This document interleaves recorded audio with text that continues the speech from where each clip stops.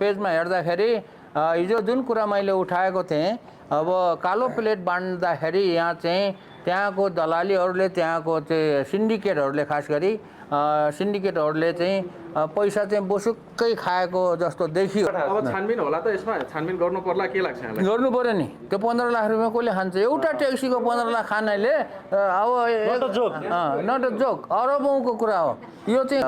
पुरानो पार्टीको नेताहरू मिलेर, पुरानो पार्टीका नेताहरू र पुरानो के अरे यो कर्मचारीहरू, मन्त्रालयको कर्मचारी चाहिँ एउटा ट्याक्सीमा हेलो भनौँ न 15 लाख खाने हो त एउटा ट्याक्सी। त्यसैले त्यसको मुखको बाङ्ग्रा सङ्ग्रा झारिदिने होइन त,